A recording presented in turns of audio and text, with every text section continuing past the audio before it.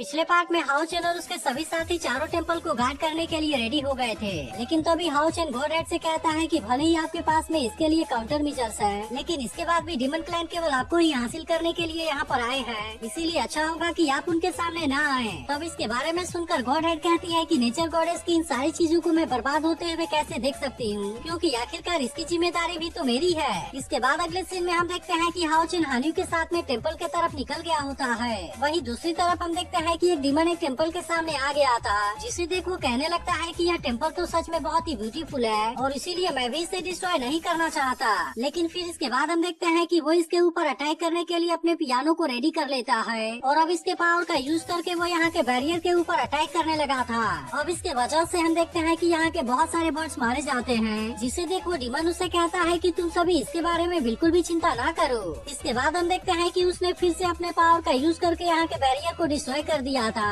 और अब इस तरह से वो इस टेम्पल को भी डिस्ट्रॉय करने के लिए इसके ऊपर अटैक कर देता है। लेकिन तभी इसी वक्त हम देखते हैं कि हाओ चेन इसे प्रोटेक्ट करने के लिए यहाँ पर आ गया था और फिर उससे कहता है कि इसे डिस्ट्रॉय करना तो दूर की बात है, तुम इस टेम्पल को टच भी नहीं कर पाओगे। तब इसकी ऐसी बात सुनकर वो डिमन उससे कहता है कि आखिरकार तुम खुद को समझते क्या हो और ऐसा लगता है कि तुमको मरने की बड़ी जल्दी है। इसके बाद हम देखते हैं कि वो इसकी आंखों की तरफ देखने लगता है और कहता है कि तुम जैसी आंखें तो मैंने पहले कभी भी नहीं देखी थी। लेकिन तभी अचानक से उसे ऐसा लगने लगता है कि इसकी आंखें तो डिमोनिक ड्रैगन की आंखें हैं और इसी वजह से इसके बारे में सोचकर वो काफी परेशान होने लगता है। लेकिन इसके बाद भी हम देखते हैं कि वो इसके ऊपर ज्यादा ध्यान नहीं देता और फिर वो इसे अपने मारने के लिए पियानो का यूज करके अपने पावर से अटैक कर देता है। लेकिन हम देखते हैं कि हाओ चेन ने भी इसके अटैक से खुद को बहुत ही आसानी से बचा लिया था और फिर उसे कहता है तुम मुझे मार पाओगे या नहीं, यह तो तुम्हारे ताकत के ऊपर डिपेंड करता है। अब इस तरह से यहाँ पर इन दोनों के बीच में बहुत ही शानदार तरीके से फाइट होने लगती है, जिसके दौरान हम देखते हैं कि दोनों अपने अपने पावर का यूज करके एक दूसरे के ऊपर अटैक करने लगे थे।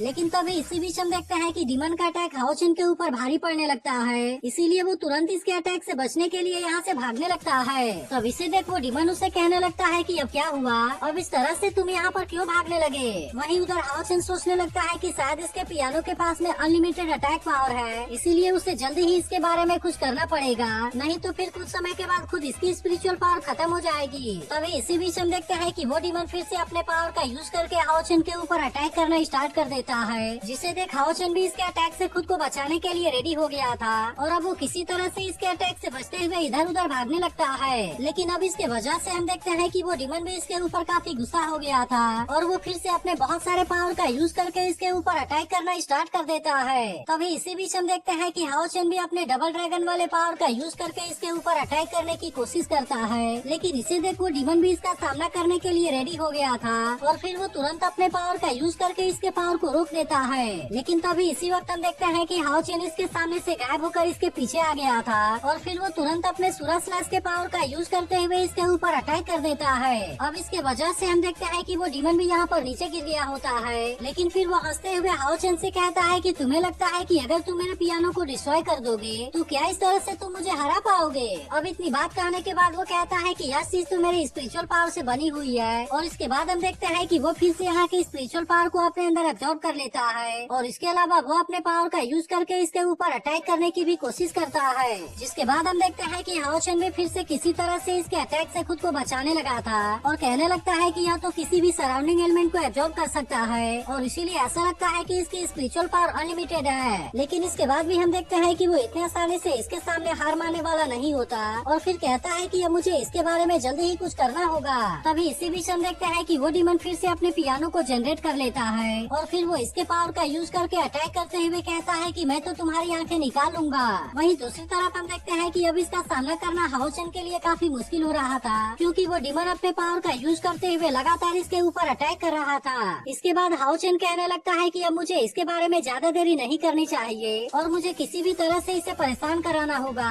ताकि इस तरह से मैं उसे डिमन गॉड के सील को अनलॉक करने के लिए मजबूर कर सकूं। लेकिन अभी भी हम देखते हैं कि वो डिमन लगातार अपने पावर का यूज करके इसके ऊपर अटैक कर रहा था और फिर उसे कहने लगता है कि अब तुम्हें क्या हो गया और तुम इस तरह से क्यों छुपने लगे। तभी हाओ चेन भी इसके ऊपर अटैक करते हुए कहता है कि क्या तुम्हारे पास में केवल यही पावर है। अब इसके वजह से हम देखते हैं कि वो डिमन थोड़ा सा परेशान होने लगता है, जिसके बाद हाओ चेन इसके ऊपर अटैक करते हुए कहता है कि शायद तुम्हारे पास में इसके अलावा कुछ भी नहीं है और ऐसा लगता है कि तुम तो 9th पिलर डिमन गॉड के सक्सेसर के रूप में कुछ भी नहीं हो। जिसके बाद हम देखते हैं कि इसके बारे में सुनकर वो डिमन डिमन इसके ऊपर काफी गुस्सा हो जाता है और फिर वो इसके ऊपर अटैक करते हुए कहता है कि तुमने क्या कहा। तो अब इस पर हाओ चेन उससे कहता है कि तुम तो सच में काफी वीक हो। लेकिन अब इसके वजह से हम देखते हैं कि वो डिमन सच में इसके ऊपर काफी गुस्सा हो गया था और फिर वो उससे कहता है कि अब मैं जिंदा ही तुम्हारी आंखें तुमसे बाहर निकालने वाला हूँ। और अब इतनी बात कहने के बाद वो अपने डिमन सील को अनलॉक करने के लिए रेडी हो जाता है। जिसके बाद हम देखते हैं कि हाओ चेन भी खुद को बचाने के लिए एब्सोल्यूट डिफेंस का यूज करने लगा था,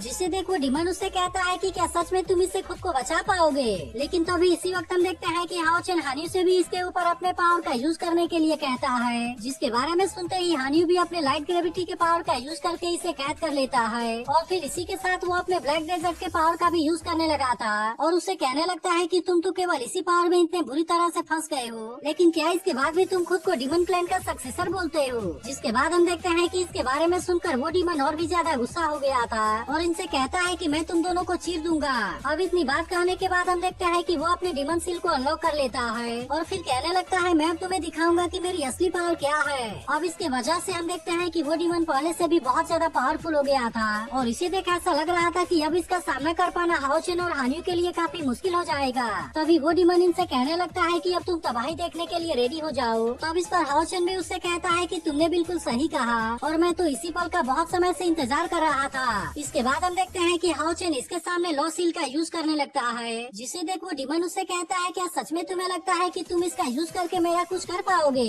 पर तभी अचानक से हम देखते हैं कि उसकी सारी स्पिरिचुअल एनर्जी इसके अंदर जाने लगती है, जिसके वजह से वो डिमन भी इसके बारे में कुछ नहीं कर पाता और कहने लगता है कि अचानक से क्या होने लगा। तब इस पर हाओ चेन उससे कहता है कि यह तुम्हारे लिए फैंटेसी पैराडाइज का रिटर्न गिफ्ट है, जो कि जबरदस्ती तुम्हारे एबिलिटी को तुमसे अलग कर देगा। इसके बाद वो उससे कहता है कि अब अटैक करने की बारी मेरी है और अब इतनी बात कहने के बाद वो इसी के पावर का यूज करके इसके ऊपर ही अटैक कर देता है। जिसके बाद हम देखते हैं कि इस बात से वो डिमन भी काफी हैरान हो गया था और फिर वो इसके अटैक को रोकने के लिए कोशिश भी करता है, लेकिन इसके बाद भी हम देखते हैं कि वो इसके पावर के सामने कुछ भी नहीं कर पाता और इस तरह से आखिरकार वो यहाँ पर मारा जाता है। इसके बाद हम देखते हैं कि हाओ चेन ने इसके इनहेरिटेंस क्राउन को ले लिया था और फिर कहता है कि यह लॉ सील तो डिमन के लिए सबसे बड़ी कमजोरी है। इसके बाद वो हानियू से कहता है कि ये इनहेरिटेंस क्राउन स्पिरिचुअल पावर की रिकवरी स्पीड को बढ़ा सकता है, जो कि टीम के अंदर सपोर्ट और ट्रीटमेंट के लिए बहुत ही बेस्ट है और इसीलिए मैं चाहता हूँ कि तुम इसे एब्जॉर्ब कर लो। जिसके बाद हम देखते हैं कि इसकी बात मानकर हानियू भी इसे एब्जॉर्ब कर लेता है और फिर वो इसके लिए हाओ चेन को थैंक यू भी कहता है। तब इस पर हाओ चेन उससे कहता है कि वैसे तो हमने इस डिमन को मार दिया है, लेकिन इसके बाद भी हमें यहाँ के एनर्जी कोर को बंद करना होगा,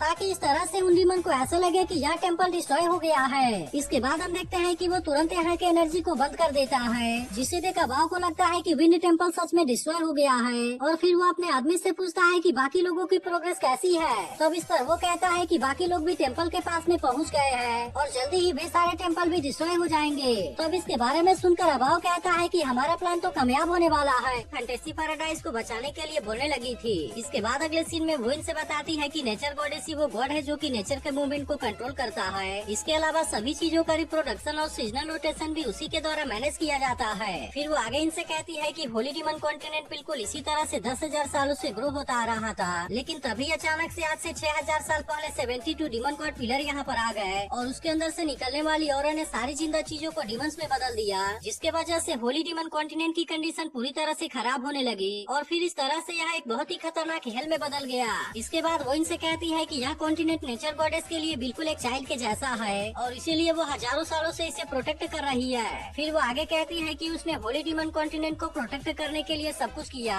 और फिर आखिरकार उसने किसी तरह से डिमन ब्रेथ को यहाँ पर आने से रोक लिया, लेकिन ऐसा करने की वजह से वो भी इसमें बहुत बुरी तरह से इंजर्ड हो गई थी और वो इंजरी कभी भी हील नहीं हो सकी। इसीलिए जब वो खत्म होने के कगार पर थी तब उसने अपने गॉड हेड को जबरदस्ती अलग कर दिया और फिर उसने अपने बचे हुए पावर का यूज करके फैंटेसी पैराडाइज को क्रिएट किया और फिर इस तरह से उसने गॉड हेड को उस जगह पर लगा दिया। इसके बाद वो इनसे कहती है कि इसीलिए गॉड हेड फैंटेसी पैराडाइज के कोर में रहती है और फैंटेसी टेम्पल से ही कॉन्टिनेंट का नेचुरल ऑपरेशन मेंटेन होता है। लेकिन फिर जैसे ही 6,000 साल का समय बीता, गॉड हेड भी धीरे धीरे कॉन्शियस हो गई। जिसके बाद हम देखते हैं कि इसके बारे में सुनकर हाओ चिन भी समझ गया था और फिर वो उससे कहता है कि तब आप ही नेचर गॉडेस की गॉड हेड हो। तब इसके बारे में सुनकर गॉड हेड कहती है कि तुमने बिल्कुल सही समझा और यही फैंटेसी पैराडाइज का कोर है। तभी सैर भी उससे कहती है कि आपने ही हमें यहाँ पर टेलीपोर्ट किया था, जिस पर गॉड हेड कहती है कि हाँ मैंने ही ऐसा किया था और इसीलिए ऐसा हो सकता है कि मैं तुम इंसानों के साथ में उतनी ज्यादा फेमिलियर नहीं हूँ और इसीलिए इंसान मुझे विस्डम स्पिरिचुअल फर्नेस के रूप में मिसट्रस्ट करते हैं। तब इसके बारे में सुनकर हाओ चेन प्रिंसेस युई के बात के बारे में याद करने लगा था, जिसने बताया था कि डीमन क्लैन के उत्तराधिकारी यहाँ पर इंसानों के साथ कम्पीट करने आए हैं, लेकिन यहाँ पर आने के पीछे अभाव का दूसरा पर्पस है और वो असल में फैंटेसी पैराडाइज से एक स्पेशल स्पिरिचुअल फर्नेस को हासिल करके डीमन एम्पर की मदद करना चाहता है। अब इसके बारे में सोचकर हाओ चेन समझ जाता है कि डीमन असल में इसी के लिए यहाँ पर आए हैं। जिसके बाद हम देखते हैं कि इस बात से बाकी लोग भी काफी परेशान हो गए थे। तभी गॉड हेड कहती है कि मैं डिवाइन पावर की सोर्स और कोर हूँ, इसीलिए मुझे ऐसा लगता है कि डीमन एम्पर का कल्टीवेशन 1 मिलियन स्पिरिचुअल पावर से आगे चला गया होगा, जिसके वजह से अगर उसे किसी भी तरह से गॉड हेड मिल गया तब इस तरह से वह एक गॉड बन जाएगा। लेकिन अगर ऐसा हो गया तो फिर बहुत बड़ी प्रॉब्लम हो जाएगी और फिर उसके बाद होली डीमन कॉन्टिनेंट को तबाह होने से कोई भी नहीं बचा पाएगा। जिसके बाद हम देखते हैं कि इसके बारे में सुनकर हाओ चेन भी काफी परेशान हो गया था। तभी गॉड हेड बताती है कि फैंटेसी पैराडाइज की पावर फैंटेसी टेम्पल और बाकी के 4 मेजर टेम्पल से कंट्रोल होती है, लेकिन डीमंस ने यहाँ पर बहुत ज्यादा तबाही मचा दिया है, इसीलिए फैंटेसी मॉन्स्टर्स भी फैंटेसी पैराडाइज से धीरे धीरे गायब हो रहे हैं। जिसके वजह से फैंटेसी डीमन को प्यूरिफाई करने के लिए मुझे अपनी बहुत सारी एनर्जी को चारों टेम्पल की तरफ डाइवर्ट करना पड़ता है, क्योंकि इसी वजह से ही फैंटेसी पैराडाइज पूरी तरह से सुरक्षित है। इसके बाद वो इनसे बताती है कि इसीलिए वे डीमन इन चारों टेम्पल को डिस्ट्रॉय करना चाहते हैं और अगर एक बार वे ऐसा करने में कामयाब हो गए तब इस तरह से फैंटेसी टेम्पल का सील भी पूरी तरह से खत्म हो जाएगा और फिर इस तरह से डीमंस को इसके बारे में पता चल जाएगा। लेकिन फिर भी बहुत अच्छी बात है कि लाइट सन यहाँ पर आ गया है। तब इसके बारे में सुनकर जेंग भी हैरान होते हुए कहता है कि क्या हाओ चेन लाइट सन है, जिस पर लिन सिन उससे कहता है कि तुमने बिल्कुल सही सुना। अब इतनी बात कहने के बाद गॉड हेड इनसे कहती है कि मुझे तुम्हारी हेल्प चाहिए। वहीं दूसरी तरफ अभाव भी अपने लोगों से कहता है कि शायद अब एक्शन लेने का टाइम आ गया है। जिसके बारे में सुनकर लेंक्सी और प्रिंसेस युई से पूछती है कि अचानक से वहाँ पर क्या हुआ था और वो लेडी वहाँ से गायब क्यों हो गई। लेकिन असल में प्रिंसेस युई को भी इसके बारे में कुछ पता नहीं होता। तभी अभाव अपने साथ वाले डीमन से कहता है जरा चेक करो प्रोफेसी तो चेंज नहीं हो गई। जिसके बाद हम देखते हैं कि इसके बारे में सुनकर उसका आदमी भी इसके लिए रेडी हो गया था और फिर वो तुरंत अपने पावर का यूज करते हुए इसके बारे में चेक करने लगता है। अब इस तरह से हम देखते हैं कि वो अपने पावर का यूज करते हुए सारी चीजों के बारे में चेक करने लगा था, जिसके दौरान उसे हाओ चेन के बारे में बहुत सारे चेंजेस दिखाई देते हैं। लेकिन इसके बाद भी हम देखते हैं कि वो इसे ज्यादा सीरियसली नहीं लेता और कहता है कि यह चीज इतनी इम्पोर्टेंट नहीं है। इसके बाद हम देखते हैं कि वो अपने पावर का यूज करके सारी चीजों को फिर से अरेंज करने लगा था और कुछ देर तक कोशिश करने के बाद वो सारी चीजों को सही कर देता है। इसके बाद वो अभाव से कहता है कि आपको चिंता करने की कोई जरूरत नहीं है, क्योंकि हमने जैसा सोचा था सारी चीजें वैसे ही हो रही है। तब इसके बारे में सुनकर अभाव भी कहता है अगर ऐसा है तो फिर बहुत ही अच्छा है, क्योंकि सारी चीजें हमारे प्लान के अनुसार ही जा रही है। इसीलिए मैं चाहता हूँ कि तुम सभी इसके लिए रेडी हो जाओ, क्योंकि हमें अब सबसे पहले चारों मेजर टेम्पल को डिस्ट्रॉय करना है। जिसके बाद हम देखते हैं कि इसके बारे में सुनकर वे सभी भी इसके लिए रेडी हो गए थे और फिर वे सभी एक एक करके यहाँ से जाने लगते हैं। लेकिन तभी इसी वक्त हम देखते हैं कि अब वो प्रिंसेस युई और लिंग सियाओ को यहाँ से जाने से रोक देता है और फिर उनसे कहता है कि तुम दोनों भी हमारे साथ में चलो। तब इसके बारे में सुनकर प्रिंसेस युई कहती है कि मैं भी आपके लिए कंट्रीब्यूट करना चाहती हूँ, इसीलिए मैं हर समय केवल आपके प्रोटेक्शन में नहीं रहना चाहती। जिसके बाद हम देखते हैं कि अभाव का आदमी भी उसे उन दोनों को यहाँ से जाने देने के लिए कहता है, लेकिन इस पर अभाव प्रिंसेस युई से कहता है तुमने एक बार कहा था कि तुम 10 नॉर्थर्न प्रोविंस के साथ में ट्रेड करना चाहती हो। अब इतनी बात कहने के बाद वो उससे कहता है कि मैंने पहले से ही इसके बारे में नेगोशिएट कर लिया है और इसीलिए अब से पूरे डीमन क्लैन का ट्रेड बिजनेस तुम्हारे मून नाइट कॉमर्स चैम्बर का हो गया। जिसके बाद हम देखते हैं कि इसके बारे में सुनकर प्रिंसेस युई भी इसके लिए उसे थैंक यू कहती है, लेकिन फिर वो उससे कहती है कि मैं इसे अपने एबिलिटी से हासिल करना चाहती हूँ और अब इतनी बात कहने के बाद वो यहाँ से चली जाती है। जिसके बाद हम देखते हैं कि लिंग सियाओ भी उसके साथ में यहाँ से चली जाती है। तब इसे देखा भाव अपने आदमी से कहता है कि ऐसी लेडी केवल मेरे लायक है और इसीलिए गॉड हेड जैसे ही मेरे हाथ में आ गया तब इस तरह से तो सारी चीज मेरी हो जाएगी। वहीं दूसरी तरफ हम देखते हैं कि गॉड हेड हाओ चेन के सभी टीममेट के ऊपर किसी सीक्रेट मेथड का यूज करने लगी थी, क्योंकि इस तरह से वो इनको भी लेवल 6 में पहुंचा देना चाहती थी। फिर वो आगे इनसे कहती है कि फैंटेसी पैराडाइज का लेवल रिस्ट्रिक्शन मेरे कंट्रोल में है और इसीलिए मुझसे जितना भी हो रहा है मैं तुम्हारे लिए कर रही हूँ। जिसके बाद हम देखते हैं कि इसके बारे में सुनकर वे सभी भी इस बात से काफी खुश हो गए थे और कहने लगते हैं कि लेवल 6 की पावर तो सच में कमाल की है। अब इस तरह से हम देखते हैं कि गॉड हेड अपने पावर का इनके ऊपर यूज करने लगती है और इस तरह से वे सभी लेवल 6 में एंटर कर जाते हैं। तभी जिंग हाओ चेन से पूछता है कि अब हम आगे क्या करने वाले हैं। तब इसके बारे में सुनकर हाओ चेन सोचने लगता है कि वे डीमन तो असल में बहुत ज्यादा पावरफुल है, लेकिन इसके बाद भी हम अपने ताकत को केवल इसी तरह से फैला नहीं सकते। इसके बाद वो इनसे कहता है कि अब हम सभी को 3 ग्रुप में डिवाइड होना पड़ेगा, जिनमें से जेंग, वेंग युआन और सिमासियान एक ग्रुप में रहेंगे और इस तरह से अर्थ टेम्पल की गार्डिंग करना इनकी जिम्मेदारी होगी। इसके बाद वो इनसे कहता है कि सार, लिंग सिन और चेन दूसरे ग्रुप में रहेंगे और इसीलिए वुडन टेम्पल टेम्पल की गार्डिंग करना इनकी जिम्मेदारी होगी। फिर वो डिसाइड करता है कि वो और हान्यू एक साथ में रहेंगे और इस तरह से वे विंड टेम्पल और वाटर टेम्पल को प्रोटेक्ट करेंगे। अब इतनी बात कहने के बाद वो इनसे कहता है कि जैसे ही हम सभी इसमें कामयाब हो जाएंगे तब उसके बाद हम फिर फैंटेसी टेम्पल स्क्वायर में वापस आ जाएंगे। इसके बाद अगले सीन में हम देखते हैं कि सीमा सियान और वेंग युआन यहाँ से एक साथ में निकल गए थे, जहाँ पर सीमा सियान इस पर डिमंस के साथ में फाइट करने के लिए काफी एक्साइटेड होता है। जिसके बाद हम देखते हैं कि वेंग युआन भी डिमन का सामना करने के लिए पूरी तरह से रेडी हो गई थी। लेकिन तभी इसी वक्त हम जेंग के पास में कोई सील देखते हैं और फिर हम फ्लैशबैक में देखते हैं सीमा सियान कहता है कि हम तो केवल लेवल 6 में है, जबकि वे डिमन तो असल में कम से कम लेवल 7 में जरूर है। इसीलिए अगर हम उनके साथ में अलग अलग ग्रुप में होकर उनके साथ में फाइट करने के लिए जा रहे हैं तो फिर क्या ऐसा नहीं लगता कि हमें इसके लिए कुछ और भी चीज की जरूरत पड़ेगी। तब इसके बारे में सुनकर गॉड हेड ने कहा था कि वैसे तो मेरे पास में फाइटिंग की एबिलिटी नहीं है, लेकिन फैंटेसी पैराडाइज में रूल्स को मैनेज करना मेरी स्पेशलिटी है। इसके बाद हम देखते हैं कि वो इनको अपना लॉ सील दे देती है और फिर कहती है कि मैं इसे यूज करने के बारे में बाद में बताऊंगी। वहीं दूसरी तरफ हम देखते हैं कि सार का ग्रुप भी डिमन के साथ में फाइट करने के लिए रेडी था, लेकिन तभी हम फ्लैशबैक में देखते हैं कि सार ने कहा था कि उन डिमन के बीच में कोई एक ऐसा डिमन है जो कि फ्यूचर को बहुत ही आसानी से प्रेडिक्ट कर सकता है। तब इसके बारे में सुनकर गॉड हेड ने कहा था कि तुम केवल उसके प्रोफेसी का ही यूज करो। इसके बाद हम देखते हैं कि सार भी अपने टीम को लेकर यहाँ से निकल जाती है। वहीं दूसरी तरफ हम देखते हैं कि हाओ चेन भी हान्यू के साथ में यहाँ से निकल गया था, लेकिन फिर हम फ्लैशबैक में देखते हैं कि वो डूजी की मौत से काफी उदास हो गया था और फिर वो सार को प्रोटेक्ट करने के लिए उसे थैंक यू भी कहता है। लेकिन इसी के साथ वो कहता है कि तुम सभी हमारे जनरेशन के हीरो हो और मैं डिमन क्लैन से तुम सभी का वो इसके ऊपर अटैक करते हुए उसे दूर भी कर देती है। मगर अब इतनी बुरी तरह से जख्मी होने की वजह से डूजी की हालत काफी खराब हो गई थी और अब इस वक्त वो अपनी आखिरी सांसें गिन रहा होता है। लेकिन इसके बाद भी हम देखते हैं कि वो मरने से पहले सार को इसके कमजोरी के बारे में बता देना चाहता था, जिसके बारे में सुनने के लिए सार भी उसके नजदीक में जाती है और अब इसी के बारे में बात करते हुए डूजी की मौत हो जाती है। जिसके बाद हम देखते हैं कि इस बात से सार उस डिमन के ऊपर काफी गुस्सा हो गई थी और अब वो किसी भी तरह से उससे डूजी के मौत का बदला लेना चाहती थी। तब इसे देखो डिमन उससे कहने लगता है कि मैं तो सबसे पहले तुम्हें ही मारने वाला था, लेकिन जब उसे इसके बारे में पता चला तो वो तुम्हें बचाने के लिए मेरे साथ में फाइट करने लगा। मगर अब ऐसा लगता है कि तुम तो मरने के लिए खुद ही मेरे पास में आ गई हो। लेकिन तभी हम देखते हैं कि सार इसे संभालने का एक भी मौका नहीं देती और अब इस तरह से वो लगातार इसके हार्ट के नजदीक में अटैक करना स्टार्ट कर देती है। तब इसके वजह से गुस्सा होकर डिमन भी इसके ऊपर अटैक करने की कोशिश करता है, लेकिन फिर भी सार इसके अटैक से खुद को बहुत ही आसानी से बचा लेती है। तब इस पर वो डिमन उससे कहने लगता है कि तुम भी बिल्कुल उसी के जैसी हो और हम देखते हैं कि उसकी इंजरी फिर से अपने आप ही हील हो जाती है। जिसके बाद हम देखते हैं कि इस बात से सार भी काफी परेशान होने लगी थी। तभी वो डिमन कहने लगता है क्या तुम्हें समझ में नहीं आता कि तुम मुझे हर्ट नहीं कर पाओगे। और अब इतनी बात कहने के बाद वो अपने हेल्थ फ्लावर का यूज करते हुए इसके ऊपर अटैक करने लगता है। जिसके बाद हम देखते हैं कि सार भी खुद को किसी तरह से इसके अटैक से बचाने लगी थी और इसके स्पीड की वजह से वो डिमन इसका कुछ भी नहीं कर पाता।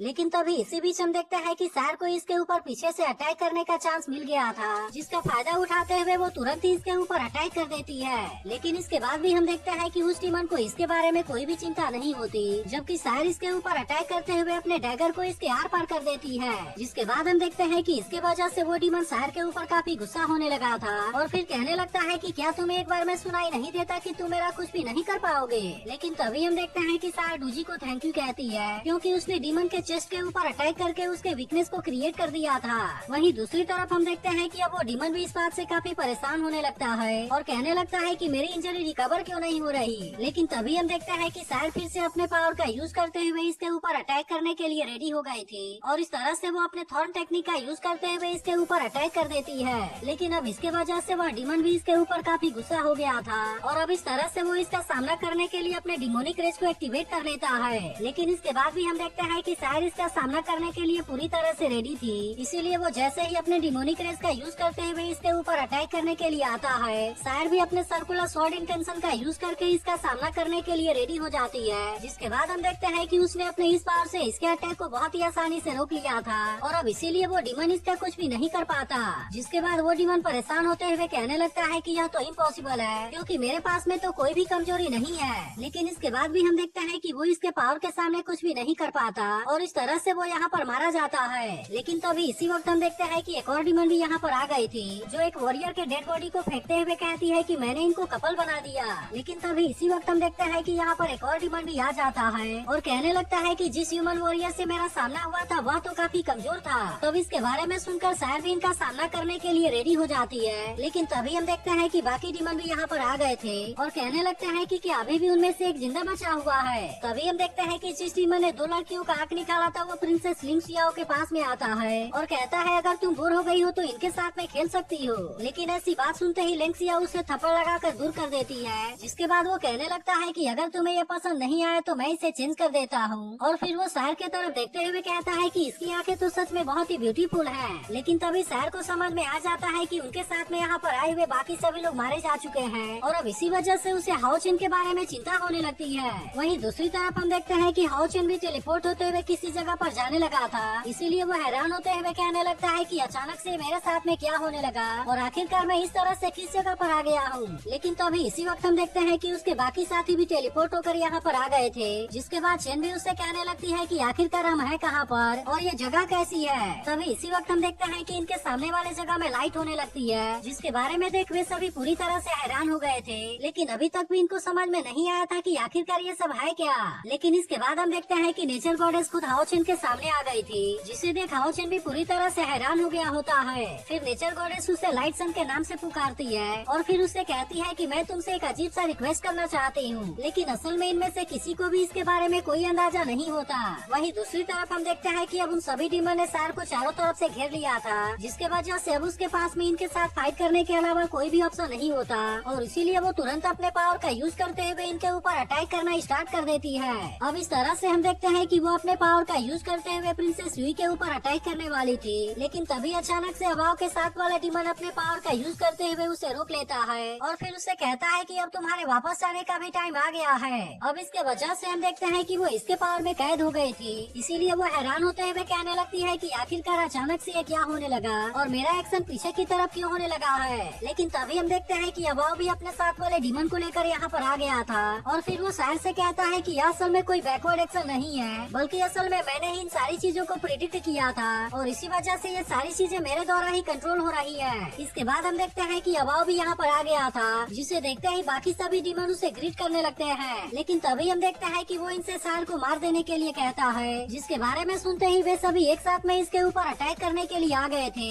लेकिन तभी इसी वक्त हम देखते हैं कि सैर भी टेलीपोर्ट होकर हाओ चेन के पास में चली जाती है, जिसके वजह से ये लोग उसका कुछ भी नहीं कर पाते। जिसके बाद हम देखते हैं कि सैर और हाओ चेन एक दूसरे को देख खुश हो गए थे। तभी नेचर गॉडेस कहने लगती है कि यहाँ पर जितने भी ह्यूमन वॉरियर आए थे वे सभी मारे जा चुके हैं। जिसके बाद हम देखते हैं कि इसके बारे में जानकर हाओ चेन काफी उदास हो गया था और फिर लिन सिन भी तुरंत डूजी के बारे में याद करके काफी उदास हो जाता है। इसके अलावा हम देखते हैं कि हाओ चेन को भी इस बात से काफी गुस्सा आता है, क्योंकि वो बहुत ही कम समय में डूजी का एक बहुत अच्छा दोस्त बन गया था और इसीलिए उसे इस बात का अफसोस होता है कि वो उसे नहीं बचा पाया। लेकिन तभी हम देखते हैं कि सैर उसे शांत हो जाने के लिए कहती है। इसके बाद नेचर गॉडेस इनसे कहती है कि डीमन असल में इस बार केवल मेरे लिए ही आए हैं। वहीं दूसरी तरफ हम देखते हैं कि अबाव भी इसी के बारे में बात कर रहा था और कहता है कि जब फैंटेसी पैराडाइज में बहुत सारे लोग मारे जाएंगे तब इस तरह से आखिरकार नेचर गॉडेस को सामने आना ही पड़ेगा। इधर नेचर गॉडेस कहने लगती है कि अगर मैं उसका सामना करने में फेल हो गई तब इस तरह से वो मुझे बहुत ही आसानी से यहाँ से लेकर चला जाएगा और अगर ऐसा हो गया तो केवल फैंटेसी पैराडाइज ही नहीं बल्कि पूरा होली डीमन कॉन्टिनेंट ही खत्म हो जाएगा।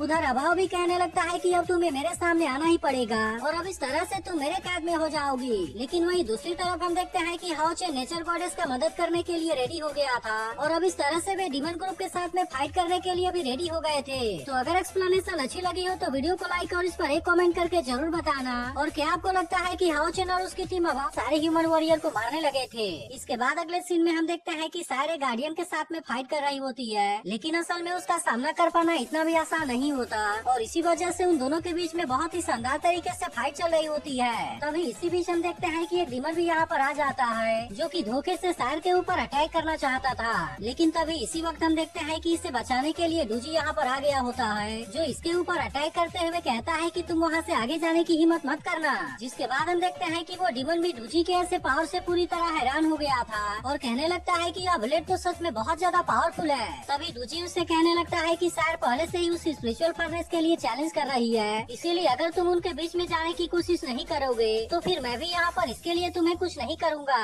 तब इसकी ऐसी बात सुनकर वो डीमन समझ जाता है कि यह कोई सिंपल वॉरियर नहीं है, इसीलिए वो डूजी से इसके लिए सॉरी भी कहता है और कहने लगता है कि मैंने उम्मीद नहीं किया था कि तुम इंसान रूल को इतने अच्छे तरीके से फॉलो करते हो, लेकिन अगर तुमने ऐसा कह दिया है तो मैं वहाँ पर नहीं जाऊँगा। लेकिन असल में वो डीमन ऐसा करके इसके साथ में चालाकी कर रहा होता है और तभी अचानक से हम देखते हैं कि वो अपने पंजे का यूज करके इसके ऊपर अटैक करने की कोशिश करता है, लेकिन यह देखते ही डूजी भी इसके अटैक से खुद को बचाने लगता है और इसी के साथ वो कहने लगता है कि क्या तुम डीमन इसी तरीके से यहाँ पर एंटर करना चाहते हो। अब इसी के साथ हम देखते हैं कि वो अपने स्वॉर्ड का यूज करके इसके ऊपर अटैक भी करने लगा था और कहने लगता है कि तुम डीमन यहाँ पर असल में किसी स्पिरिचुअल फर्नेस के लिए नहीं आए हो, बल्कि ऐसा लगता है कि तुम इसका यूज करके इंसानी वॉरियर को खत्म करना चाहते हो। तब इसकी ऐसी बात सुनकर वो डीमन उससे कहता है कि तुम तो इसके बारे में इतनी जल्दी समझ गए। अब इस तरह से हम देखते हैं कि इन दोनों के बीच में बहुत ही शानदार तरीके से फाइट चलने लगती है, जिसके दौरान वो डीमन भी अपने पावर का यूज करके डूजी के ऊपर अटैक करने की कोशिश करने लगा था, लेकिन हम देखते हैं कि डूजी भी बड़े शानदार तरीके से इसे टक्कर दे रहा होता है। तब इसे देख वो डीमन उससे कहने लगता है, ऐसा लगता है कि तुम धीरे धीरे और भी ज्यादा पावरफुल होते जा रहे हो, लेकिन असल में बात ऐसी है कि अगर तुम मुझे हर्ट करना चाहते हो तो फिर तुम ऐसा करने में कभी भी कामयाब नहीं हो पाओगे।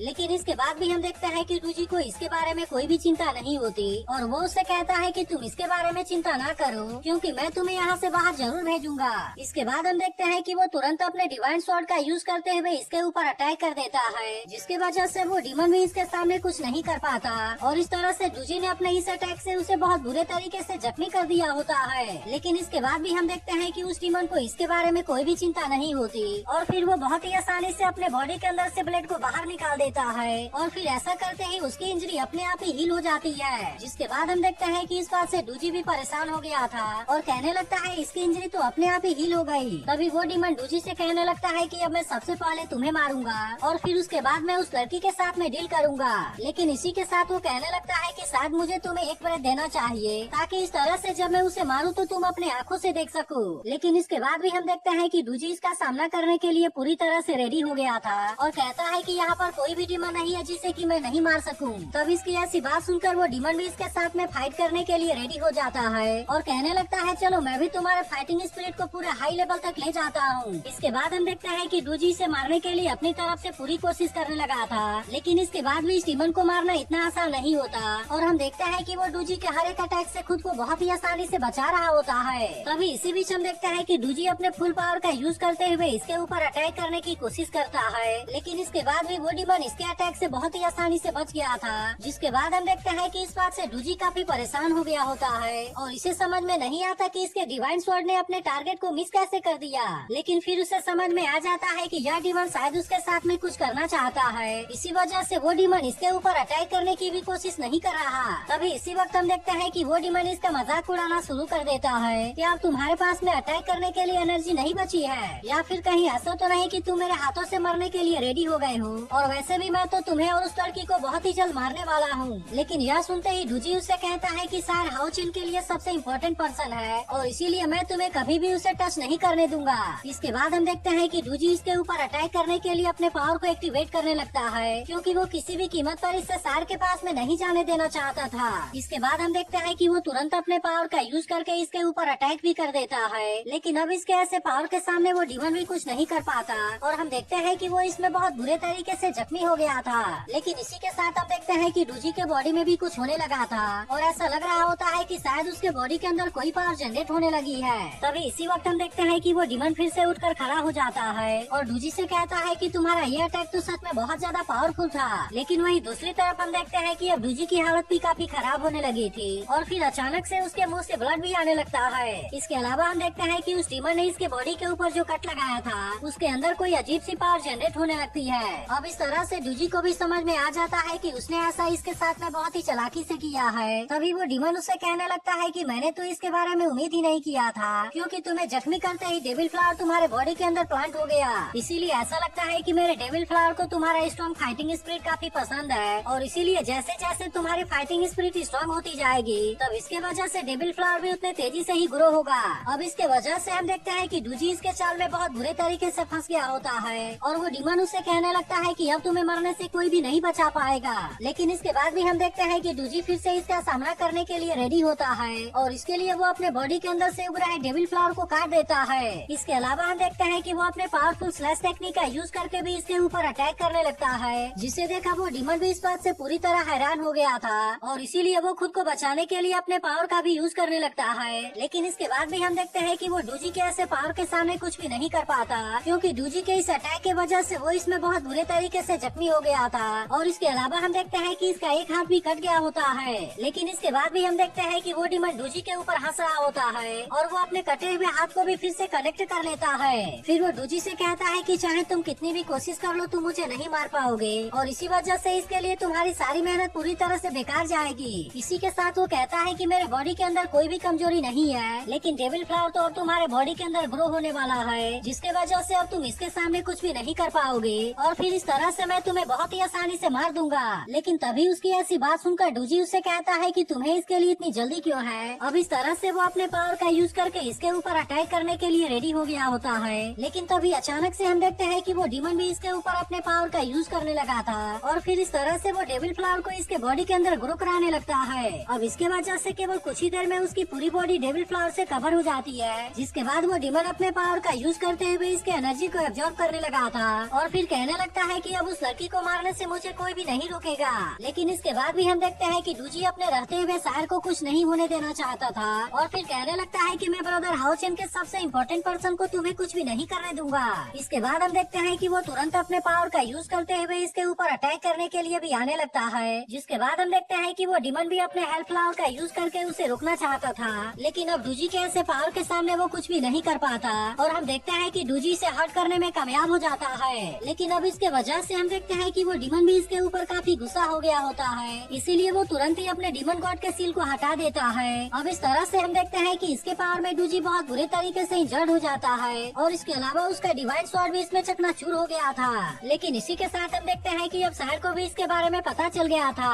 वहीं उधर वो डीमन कहने लगता है कि तुम्हारे इस अटैक ने तो डीमन गॉड के सील को अनलॉक करने के लिए मुझे फोर्स कर दिया और इसके अलावा आज ऐसा पहली बार हुआ है कि मैं डेविल फ्लावर को इतने शानदार तरीके से ब्लूम होते हुए देख रहा हूँ। लेकिन अब बुरी तरह से जख्मी होने की वजह से डूजी अपनी आखिरी सांसें गिन रहा होता है, जिसके बाद हम देखते हैं कि उस डीमन ने इसका चेहरा पकड़कर हवा में लटका दिया था और फिर कहने लगता है कि तुम्हें तो खाने के बाद से मेरी कल्टीवेशन लेवल बहुत ज्यादा इंक्रीज हो जाएगी। तो अब इसका अगला पार्ट भी कुछ देर में अपलोड हो जाएगा। लेकिन अगर आपने इसके पिछले एपिसोड को मिस कर दिया हो तो लेफ्ट वाली वीडियो जरूर देख लेना और अगर आप इसके अगले पार्ट के लिए एक्साइटेड हो तो कमेंट करके जरूर बताना।